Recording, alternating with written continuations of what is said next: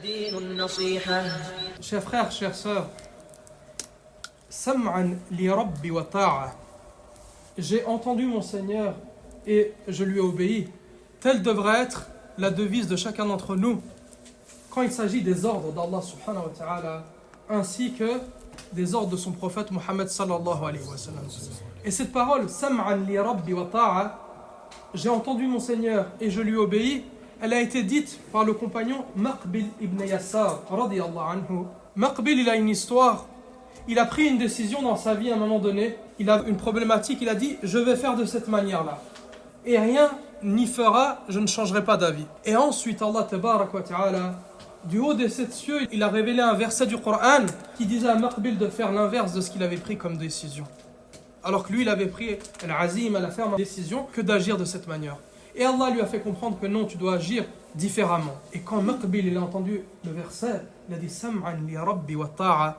J'ai entendu mon Seigneur et je lui obéis. Et ça doit être notre titre de vie, si on doit donner un titre à notre vie vis-à-vis d'Allah subhanahu wa ta'ala. Et c'est également ceci, c'est la réalité de l'islam. Si on nous demande qu'est-ce que l'islam, on peut le résumer avec cette parole. J'ai entendu mon Seigneur et je lui obéis. Chers frères, la soumission ou le fait de se soumettre à Allah tabarak wa ta'ala de manière pleine et totale, le Seigneur des mondes, Rabbul Alamin, ceci est l'islam authentique. Et sachez que toutes les créatures sur terre obéissent à Allah et se soumettent à lui. Allah tabarak wa ta'ala dit, et ceci bon gré mal gré, dit أَفَغَيْرَ دِينِ اللَّهِ يَبْغُونَ وَلَهُ أَسْلَمَ مَنْ فِي السَّمَاوَاتِ وَالْأَرْضِ طَوْعًا وَكَرْحًا وَإِلَيْهِ يُرْجَعُونَ. Allah tabarak wa ta'ala dit, désire-t-il une autre religion que celle de Allah, alors que se soumettent à lui, bon gré, mal gré, tous ceux qui existent dans les cieux et sur la terre, et que c'est vers lui qu'ils seront ramenés. Allah Azza wa Jal, ici, chers frères et chères sœurs en Allah, il nous montre quoi? Il nous montre tout simplement que, ô vous les êtres humains à qui on a donné une raison, un aql, sachez que toutes les autres créatures, qu'elles le veuillent ou non, se soumettent à nous. Mais que vous aussi, et à lui, et que c'est vers lui qu'ils seront ramenés, que tôt ou tard, peu importe ce que tu fais dans ta vie, tôt ou tard va venir un moment où tu reviendras à moi, ô toi ma créature, et tu devras rendre des comptes de la manière dont tu agis. L'islam, comme on l'a dit, pour Allah, c'est le fait de se soumettre à lui. Quand, dans ses ordres, Allah nous donne des ordres, l'obligation de faire ceci, l'interdiction afin de faire cela, ceci mérite le fait d'être suivi. Également l'islam pour Allah, face à sa loi, la charia, celle qui est venue avec justice et justesse, avec équité pour les êtres humains, et également face au destin, au qadar d'Allah tabarak wa ta'ala, le fait de se soumettre quand Allah a décidé une chose et qu'elle nous a touché, le fait de l'accepter pleinement et de dire qadar Allah wa ma sha'a fa'al, c'est le destin d'Allah et il fait ce qu'il veut. Chers frères, l'islam, on a dit, c'est la soumission à Allah tabarak wa ta'ala, c'est l'islam du cœur, c'est le fait de se soumettre à son Seigneur avec le cœur. Mais également l'islam du visage, le fait de se soumettre avec son visage devant le Créateur, mais également l'islam de tous les membres du corps. Allah Ta'ala dit وَمَنْ يُسْلِمْ وَجْهَهُ إِلَى اللَّهِ وَهُوَ مُحْسِنٌ فَقَدْ اسْتَمْسَكَ بِالْعُرْوَةِ الْوُثْقَى وَإِلَى اللَّهِ عَاقِبَةُ الْأُمُورِ. Il dit, et quiconque soumet son être à Allah, وَمَنْ يُسْلِمْ وَجْهَهُ إِلَى اللَّهِ, quiconque soumet son être ou son visage à Allah, tout en étant muhsin, bienfaisant, s'accroche réellement à l'anse la plus solide. Et encore une fois, et la fin de toute chose appartient à Allah. Allah nous rappelle ici que voilà ce que je vous propose, le fait de se soumettre à moi avec votre visage, votre être, ceci est la voie la plus forte. Mais vous avez le choix de ne pas l'accepter. Et il dit quoi? Et la fin de toute chose appartient à Allah. Libre à vous d'agir comme bon vous semble, mais sachez que, comme dans le verset précédent, que la fin, vous serez ramenés finalement à moi. Et quand le prophète Mohammed sallallahu alayhi wa sallam, il a été questionné, qu'est-ce que l'islam? Il a dit, أن يسلم قلبك لله تعالى وأن يوجه وجهك إلى الله تعالى وتصلي الصلاة المكتوبة وتؤتي الزكاة المفروضة. عليه الصلاة والسلام, il a dit l'islam, أن يسلم قلبك لله تعالى. L'islam, c'est que ton cœur se soumette à Allah le Très-Haut. Il a défini l'islam par la soumission du cœur à Allah le Très-Haut. Ensuite, il dit أن يوجه وجهك إلى الله تعالى, et que tu orientes ton visage vers Allah subhanahu wa ta'ala.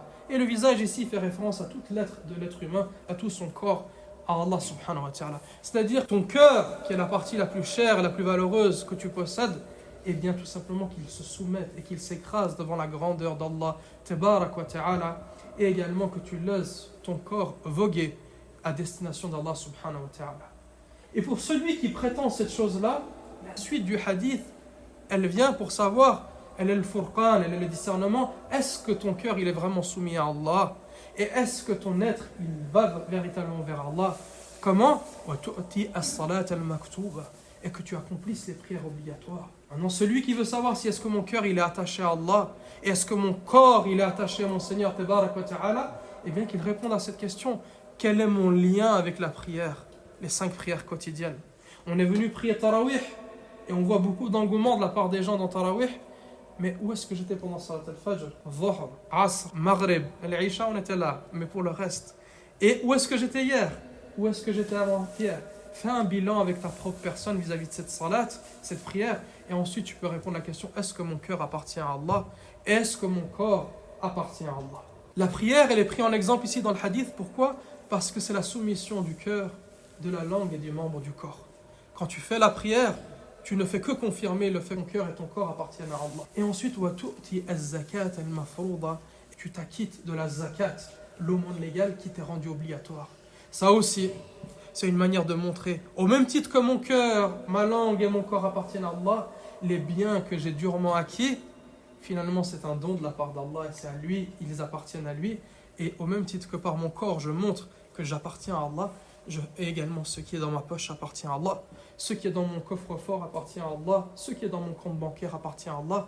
Mes titres de propriété, quels qu'ils soient ici ou dans d'autres pays, ils appartiennent à Allah tabarak wa ta'ala. Et Allah nous a demandé de prendre une partie infime de nos richesses et de les redistribuer pour les couches les plus défavorisées parmi les fuqara ou les masakin, les pauvres et les nécessiteux.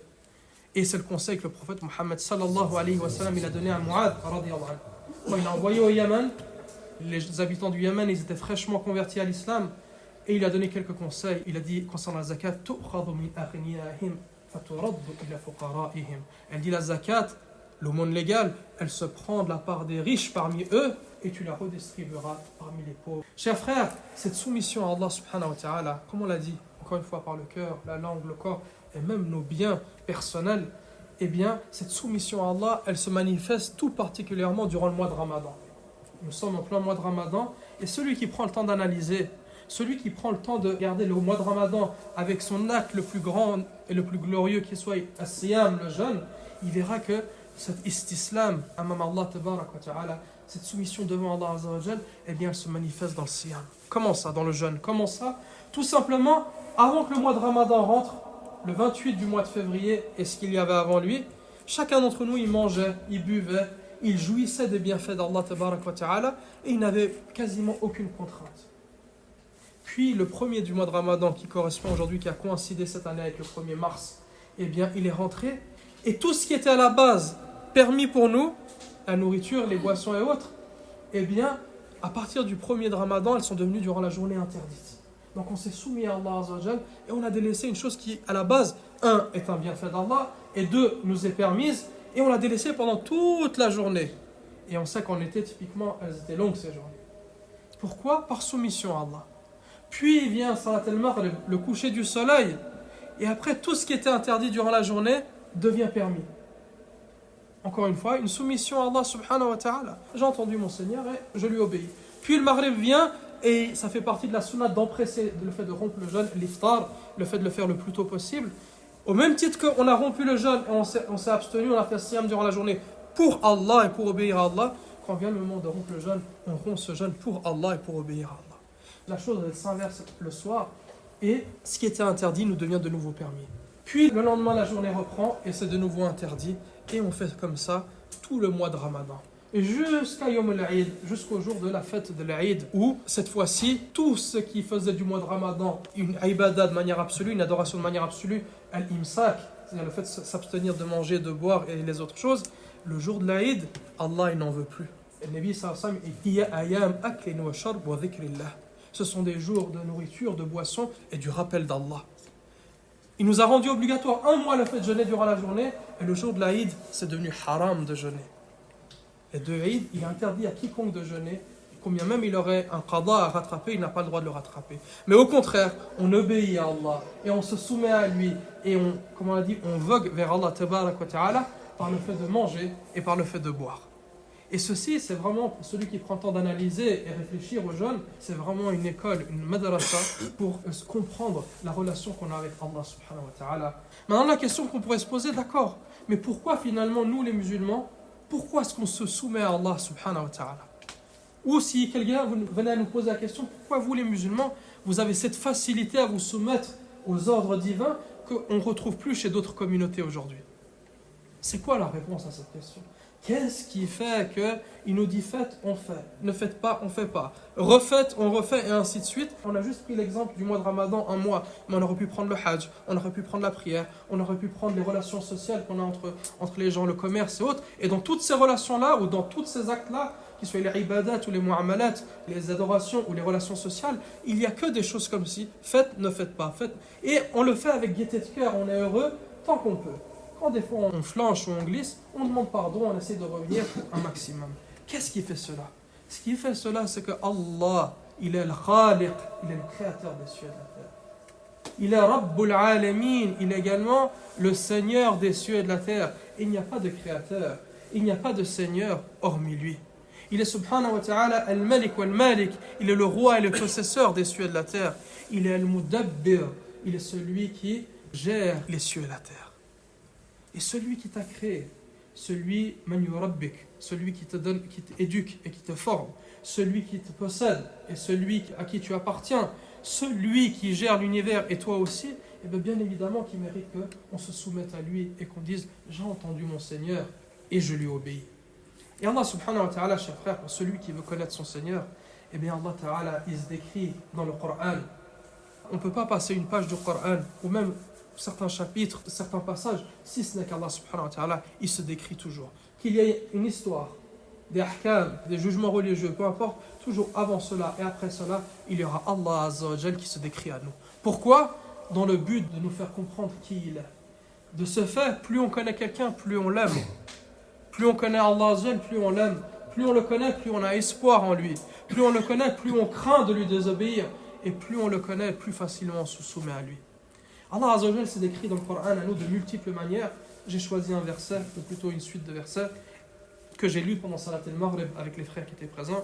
Inna rabbakumullahu alladhi khalaqa as-samawati wal-ard fi sittati ayyamin thumma istawa 'ala al-arsh yughshi al-layla an-nahara yatlubuhu hathitha wash-shamsa wal-qamara wan-nujuma musakhkharatin bi-amrihi ala lahu al-khalqu wal-amr tabarakallahu rabbul alamin.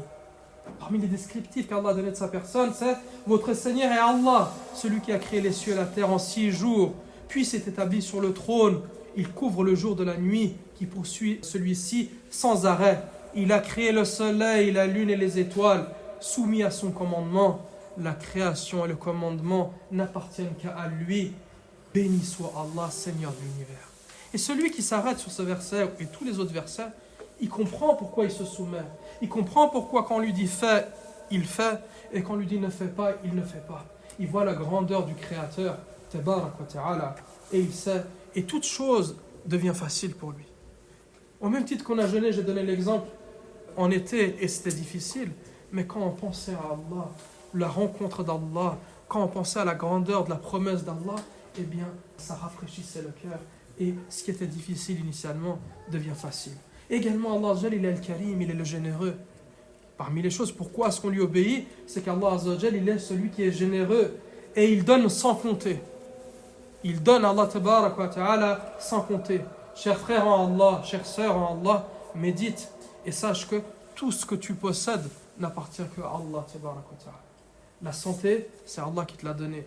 La famille, c'est Allah qui te l'a donné. La richesse, c'est Allah qui te l'a donné. La force que tu as physique, c'est Allah qui te l'a donné. Ton intelligence, c'est Allah qui te l'a donné. Et Allah Ta'ala dit كَذَلِكَ يُتِمُّ نِعْمَتَهُ عَلَيْكُمْ لَعَلَّكُمْ تُسْلِمُونَ. Il dit c'est ainsi qu'Allah parachève sur vous son bienfait. Peut-être vous soumettrez-vous. Ou dans le but que vous vous soumettiez. Donc Allah il nous dit quoi? Il nous dit premièrement, tout ce que tu possèdes est un don d'Allah. Tout ce que tu possèdes, c'est ainsi qu'Allah parachève sur vous son bienfait. il te dit tout ce que tu possèdes, ô toi, qui penses que tu l'as acquis par ta propre personne, par ta fatigue, par ta sueur, par tes sacrifices, sache que ce n'est qu'un don de ma part. De un, et de deux, il nous explique pourquoi il nous a donné cela. Est-ce que c'est par mérite? Est-ce que c'est parce que toi, tu as une place particulière? Non, il dit لَعَلَّكُمْ تُسْلِمُونَ, afin que vous vous soumettiez. Dans le but de nous faciliter cette relation avec Allah Tabarak wa Ta'ala, il nous a donné tout cela, dans le but de se soumettre et de lui obéir. Chers frères, on va terminer là-dessus. Sachez que dans ce dunya, dans ce bas monde, il n'existe que deux voies. Il n'y en a pas une troisième. Et ces deux voies-là, qu'on peut emprunter soit l'une et soit l'autre, et pas les deux en même temps, elles mènent à deux finalités, ou deux demeures finales. Soit une voie, un chemin qui mène à la soumission à Allah et le fait de lui obéir, et qui t'amènera au bonheur ici-bas. Wallahi, il t'amènera au bonheur ici-bas et dans le paradis éternel, dans la vie future. Ou soit la deuxième voie qui est la voie de la rébellion, la voie de la non-soumission, la voie de ceux qui ont tourné au dos au Créateur des cieux et de la terre et qui font semblant d'être sourds, muets et aveugles. Eh bien, cette voie-là, c'est la voie de la rébellion qui mène uniquement gêne, difficulté, soucis ici-bas et qu'Allah nous préserve, qui mène également au feu de l'enfer éternel dans la vie future.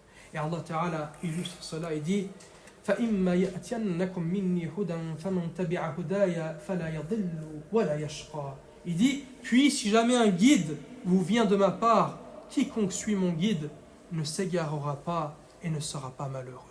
Allah Ta'ala nous montre le premier chemin, il dit, si un guide de ma part vient à vous, il s'agit du prophète Mohammed sallallahu alayhi wa sallam, du Coran, de la religion islamique et de cette voie qui est droite, il dit quoi? Quiconque suit mon guide, فَلَا يَضِلُّ وَلَا يَشْقَى, il ne sera point égaré et il ne sera pas non plus parmi les malheureux.